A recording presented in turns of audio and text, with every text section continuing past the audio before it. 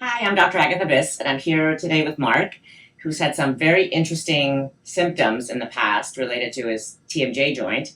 So I'm going to ask him some questions. Oh, and Mark is actually currently still being treated. He's in the final phases of treatment, but I'll get to that in a minute, and he can tell you all about it. So here we go. First of all, thank you for being here, Mark. And what I'd like to do is first start off with what kind of symptoms you're experiencing and how you ended up in the office here.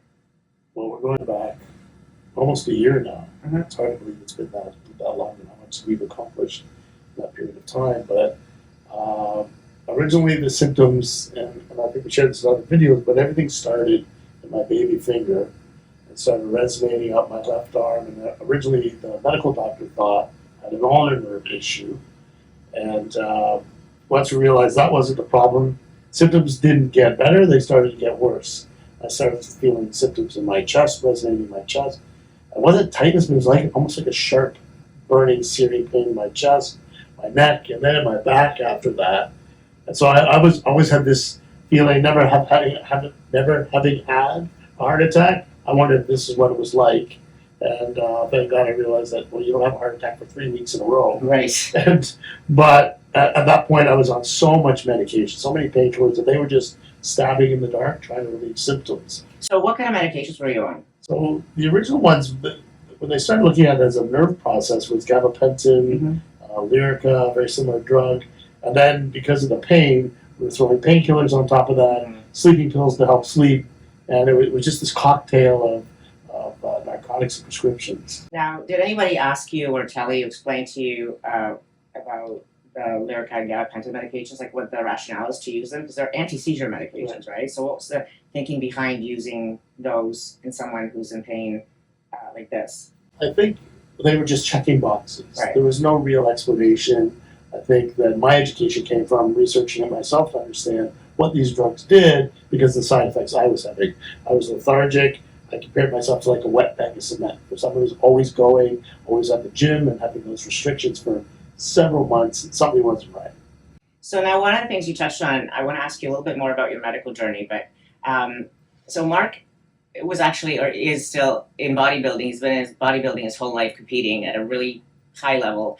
And one of the things that, for those who don't work out on a regular basis or bodybuild, maybe the gym is not your thing, and you don't really understand the commitment and the addiction that these guys have, and ladies and women who are in bodybuilding to this. But Mark literally was like a gym addict. Like he would rather be at the gym than do anything else. So how had that impacted your gym going, your bodybuilding, your workouts? Well, it was the psychology of it all, because like you said, it's an addiction. It was my drug, and then to have that restricted, it takes a lot for me not to go to the gym. Let's just say that before I go, with broken bones and post surgery, and so for me not to be able to physically walk through those doors, it was as mentally challenging as it was physically. So you've had like other surgeries, I think bicep tear and back issues and all this stuff. And how long before this happened were you off from the gym before you went back in some form? From previous injuries? Previous injuries, I was in the gym post-surgery next day. Right. And what about this time? What was different this time? This time, how long did it take? When you talk about, and I never knew we had that cliche of chronic pain and debilitating pain. I never really knew what that meant until I experienced it. Mm-hmm. So for me to be exercised from the gym, no pun intended, but not to be able to go to the gym for upwards, I think it was 7 months before I went back, if not longer. Which is a big difference. It's a huge difference. So let's just go back quickly to your, I'm going to quickly check the time. Let's go back to your medical journey. Like, who did you see? You saw your doctor, and then you were referred to specialists, right? Yeah, so GP, we sort of exhausted that avenue. Then I went to a specialist. Wasn't a neurologist, it's escaping me, I can't remember who I saw, but we did an MRI. Mm-hmm. They adjudicated that and saw that there may be some narrowing in the cervical spinal column, and came up with some radical possible procedure of boring that out and allowing that to expand so that the nerves wouldn't be as compressed. So neck surgery. And the biggest long shot, and again, nothing against chiropractic, it's never worked for me, but when you're desperate, you'll try anything. So I went down that route as well with zero results, no effect whatsoever. And that's when you and I had that one conversation, I think it was in October or November of last year, where we changed. And so when you went to the chiropractor, how many times did you go before you just said, okay, this isn't working? I went 4 or 5 times, and as you know, with chiropractor, when you come the next day, the next day, the next day, very, very minor manipulation, and I'm one of these people, I need to see results right away. There was nothing happening. Mm-hmm. And so, again, the desperation set in, what do you do next? So your journey started with an orthotic that we talk about in other videos, but the orthotic went in day one. At what point did you notice some sort of change? Midnight that day. And what was the first thing you noticed? It was unbelievable amount of relief. Like the pain was still there, don't get me wrong, it didn't go away, but that was the first time, I think I texted you the next day. First day I slept without a sleeping pill. That's awesome. So how long did it take to a point where we knew that you were on the right track? I think it wasn't that long, but I recall thinking, okay, let's just keep going because you're on the right track. Yeah, here. I We're think showing signs. because it's gone by so quickly, as time flies Yeah. like this, but it was still several weeks, several months. Yeah.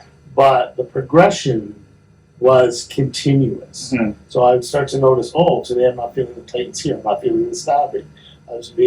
My grip was returning, the numbness was sort of dissipating. So it was over a long stretch of time, but I could almost measure it daily on the improvement. So Mark's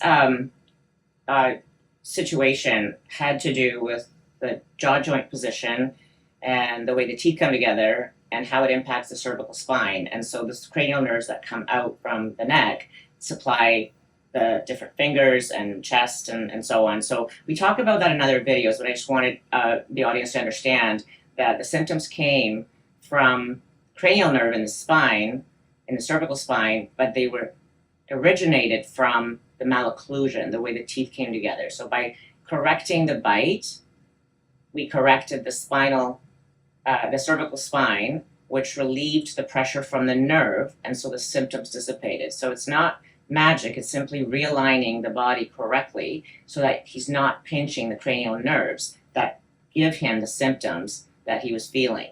So now, from what I understand, you're still having a little bit of a pinky tingling or some sort of like residual. Yeah, I think the last thing to go, it's almost like I'm pushing it out of my body, Right. The last little bit.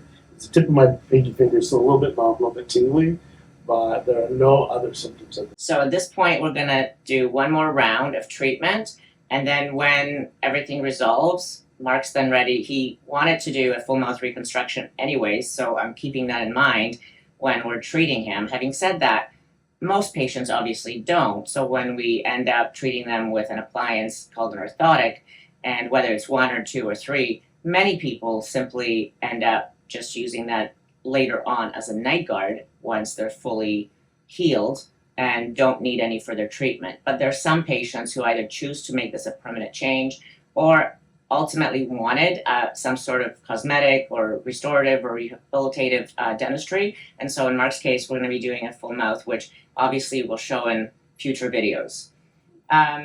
So just to tie this up and basically end in a conclusion, what would be the one thing that you would tell people sort of in terms of expectations and also, not getting your hopes up, but also kind of like, what is the real journey like for a patient who's going through this? And is it uncomfortable? Is it difficult? What is the biggest challenges that you've experienced? Well, I think the biggest thing is the first time we sat down and talked about it, you said no guarantees. This was completely foreign. It was almost like a next level scenario with all the myriad of symptoms that I was experiencing. So as much as time flies, it does take time. Mm-hmm. Because it's been almost, like I said, almost a complete year to go through all this.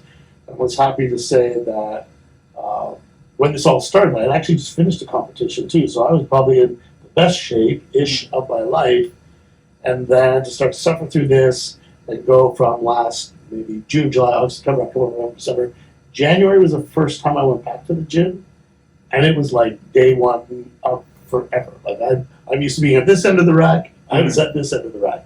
But I'm happy to say here we are now in, where are we now? It's almost October, and the rehabilitation, my strength, the level of training that I'm doing is probably about 98%. That's awesome. Oh yeah, you don't look like you lost any muscle. We ate a lot and put it back on. So in a quick summary, most patients experience symptom relief very quickly, especially when it's related to just the jaw joint and the muscle. Mark's case was so complex, which is why it took so long, including involving the cranial nerves. That always takes a little bit of time. Having said that, the treatment, if you would like to learn more about the treatment, check out our other videos, or you can also call our office and learn more about it. Thank you for watching, and don't forget to like and subscribe.